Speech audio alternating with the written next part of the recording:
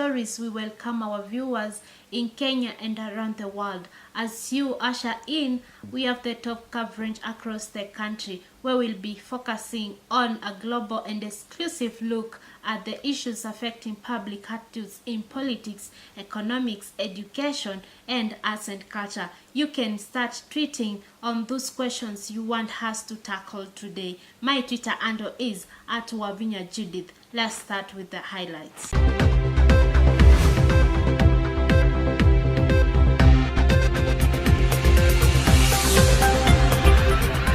The Pacific Network on Globalization says that there will be widespread anger if the issue of food is not revisited as one of the sovereignty. Outcome from a recent food security summit in Bangkok included an agreement to strengthen food control systems and place more emphasis on local agriculture initiatives on mostly traditional food. Regarding the impacts of traditional food, consumption advisories with respect to compliance, broader changes in diet, and loss of confidence in traditional food by people.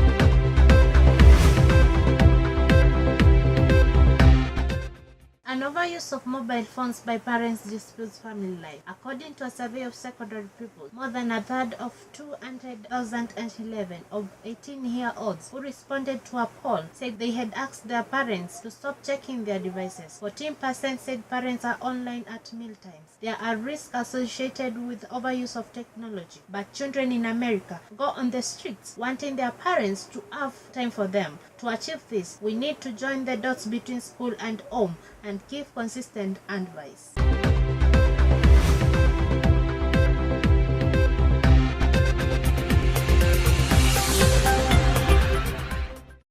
Survey shows the number of people who paid bribes to get services has risen. Each time you walk into a government office for services, you just have to at least have 5,000 shillings in your pocket. In the survey, which was released this year, the EACC sampled 4,788 households in the 47 counties. Following the story on the UN warning of Pacific hunger, if importance of food sovereignty is ignored, we are going to bring the whole food discussion closer home to Kenya and analyze the impacts of traditional food consumption advisories with respect to compliance, broader changes in diet, and loss of confidence in traditional food by people. Many people do not enjoy and embrace the local cuisine anymore, such as traditional veggies and ways of cooking. Instead, they go for and prefer the Western, such as KFC and Pizza Inn. Join our online conversation pertaining this discussion on Twitter @WavinyaJudith and on Facebook Judith NZIOKA, and I will be sure to sample your responses during the course of this program and before the tail end of the program. Some of our comments have started streaming in, and at Dennis Mudeke, he is stating that fast food never lets us down. It's always available when you are in art. Our correspondent Faith Odruri now gives us a measure of the balance between fast food and traditional food. So Faith, what's the situation on the ground? Thank you so much, Wavinya. The situation on the ground about traditional food is that it has changed, and by the look of things, there's so many fast food restaurants that have opened over the years. The topic on traditional food has not been taken seriously in Africa. Many people think traditional food is not classy because it is not tasty and it takes time to be prepared. The debate on what is traditional and fast food is not going anywhere anytime soon because of the issues of the lifestyle of people in the country. My name is David Obongo, and my take in traditional foods or junk foods, I prefer traditional foods. Yeah, for example, managu, and there is another one that we call chinsaga in our language, sukuma wiki, the ugali ones, yeah, avocados.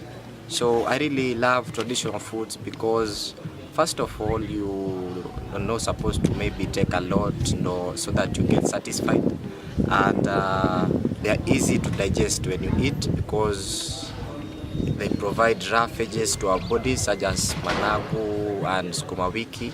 They have a lot of roughage, which is so important in our digestion and also our excretion part. And the green natural vegetables help in providing iron to the ladies, and it's preferable that maybe we should request our ladies to take more of natural foods than fast foods or junk foods. And the reason why I don't prefer the junk foods is because they are first expensive here, quite expensive. Secondly is because they are tasty but they don't have that natural taste that can help you get satisfied, because when you eat maybe you may need more, and maybe that may bring some complication of eating a lot, which leads to body weight increment, and that's why you get that those people who prefer taking junk foods mostly are overweight, which is also not healthy to our lives. So mine is just to prefer natural foods than junk foods. Reporting for JN, my name is Faith Oduro. That feature by our correspondent Faith Odrori has elicited reactions on social media and on Twitter at Nora Hadhiambo. She is saying that the rate at which this fast food industry is growing is alarming.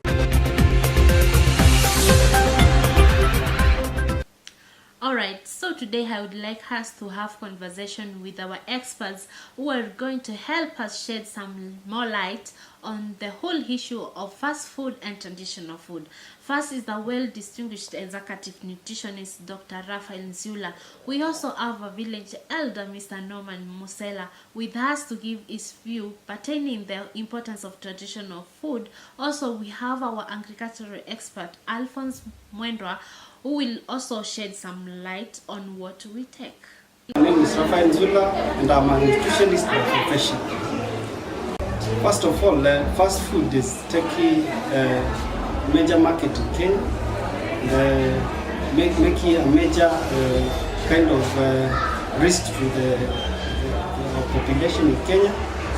And we are going back to the traditional foods, because junk foods are making people gain weight and hence getting lifestyle diseases, which are major in Kenya, because something like cancer has been topping the major causes of death in Kenya, something like diabetes and hypertension.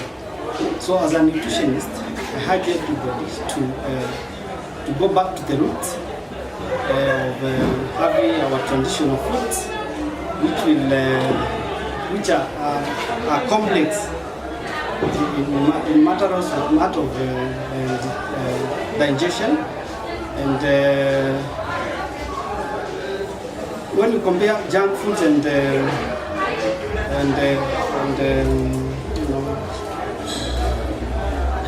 traditional foods, you will find that traditional foods are expensive. The fast food, every time you walk in a town, you see fast food guys are making money, but eventually we are getting diseases the same. So for me, junk foods are the best, and we urge everybody to go back to the roots and do our shape, nduma, and all that. So for me, I advocate for everyone to go for the traditional foods. Basically, we are lazy per se, because one, junk foods are easy to get from the supermarkets or fast food shops in the town. And people in Kenya, they are busy in terms of work, in terms of school, in terms of their commitment. So for the junk foods, they find it is very easy to go and buy from the supermarket, and rather than preparing. Unlike the traditional foods, which you have to go and do farming, and you prepare and you cook for yourself. And again, if you compare these two, the junk foods and the traditional foods, in terms of economy Junk foods are very cheap and easy to get. When you go to the traditional ones, you have to go to markets and get them and prepare them. So for me, time is the major cause of developing these junk foods, and even in terms of economy, the junk foods are a bit cheap. So for traditional, they are expensive, and I will urge everybody to start using traditional foods, because we will not get this kind of lifestyle diseases in our community. Right. I encourage everybody, though it is expensive, even the government, to ensure that we have more people who will educate our population on the importance of traditional foods. Because junk foods, yeah, they are cheap, but at the end of the day, we will get major lifestyle diseases. Like I've said before, that we have a lot of cancer being reported in our hospitals, and hypertension and diabetes. So that is the biggest take that we should check when we are advocating for these traditional foods.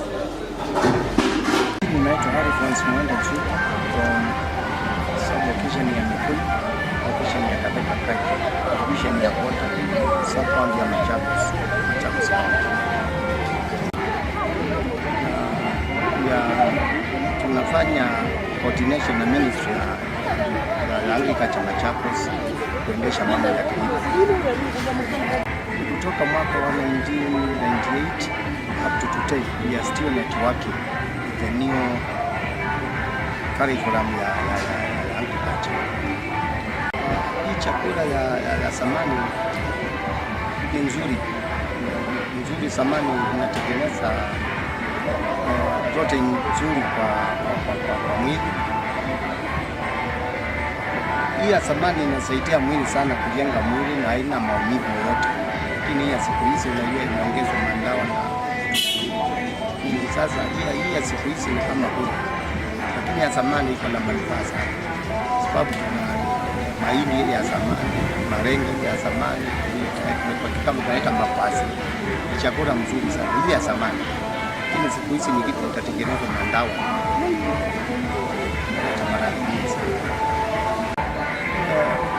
Mimi ni kale ngire ya zamani, chakula ya zamani ile kwa napanda bila dawa. Wale unajua ile manyoya ya zamani ya ng'ombe. Hiyo ndio chakula mzuri ilikuwa inasaidia. Pia siku hizi inasaidia na dawa.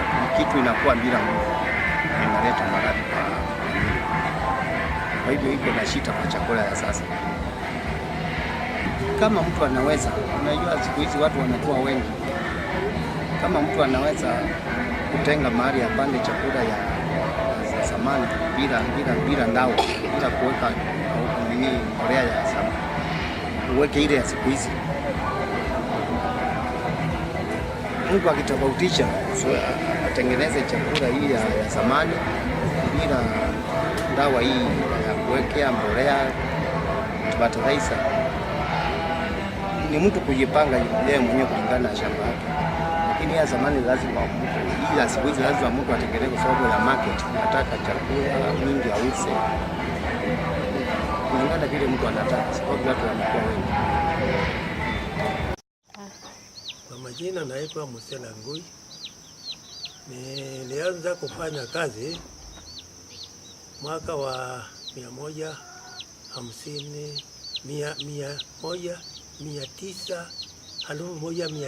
mwaka wa 51.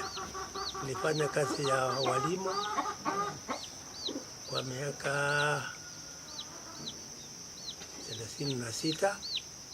Wakati ule Wakamba tulikuwa tunatumia kulima. Tulikuwa tunalima kwa mikono. Wengine walikuwa wanaweza kulima kwa ng'ombe. Tulikuwa tunapanda vyakula kama viazi vitamu, mihogo, mutama na mawele. Vile vile tuliweza kukusanya na mboga kutoka kwa mimea ambao ilimea wakati wa mvua, kutengeneza kitoweo. Hicho chakula kilikuwa na kinatumiwa sana sana. Kina mama walikuwa wanapikia watoto uji. Wale wenye ng'ombe walikuwa wanatumia maziwa. Kulikuwa maziwa namna mbili, maziwa lala na maziwa ya kukamuliwa kutoka kwa ng'ombe. Basi kutoka huko walikuwa wanatumia mafuta ya ng'ombe ambayo imekamuliwa na bado kuchomwa, kutiwa kwa moto. Wanatumia na kukula na chakula. Vile vile walikuwa wanatumia chumvi sana. Hakukuwa na mafuta ya kutoka dukani. Baadaye chakula hicho kiliwezesha kuishi kwa siku nyingi bila kupata magonjwa mengi. Magonjwa yaliyokuwa yanatokea ni yale madogo madogo kama kukohoa, na vile vile walikuwa wanaweza kutumia miti kidogo. Hospitali hazikuwa nyingi, lakini walijifunza kujitegemea. Baadaye wazungu wakaingia, wakaja na chakula cha kutengeneza ambacho walikuwa wametengeneza. Na vile vile chakula cha kutengeneza vile kilikuwa kizuri kama kile chetu. Wakati watu wanatumia, walikuwa wanakitumia, lakini ilikuwa kuna tofauti. Ni kuwa sisi hatukuwa tunajua njia ya kukitumia sawa sawa. Tunaweza kutumia kikiwa kimepitisha siku za kutumia.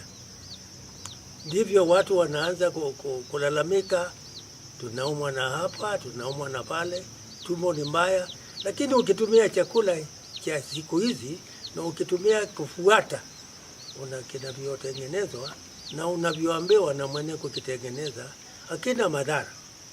Kwa hivyo naweza kuwauliza watu wa siku hizi wajifundize kutumia chakula cha siku hizi ambacho kimetengenezwa, na wale wanaokwenda kwa mashamba watumie njia ambazo wanaambiwa watumie, lakini watumie kipimo cha sawasawa ili waweze kupata chakula ambacho kina madhara mengi. Those were our experts, and thank you for our discussion. Following that discussion, let's take a look at some of your response on Facebook. At Samuel Wambua, he is saying that traditional food is always the best. I wish we could all stick to it. Fast food has gone global. For better or for worse, junk food is now available all over the world. This food contributes a lot of calories, but little nutritional value. Of course, what is considered on fast food depends on whom you ask. Some might say pizza is junk food, while others will say it is real food. So, we should all be careful of what we take in our bodies, but we should not ignore the traditional food. Thank you for watching JN Live. See you next time.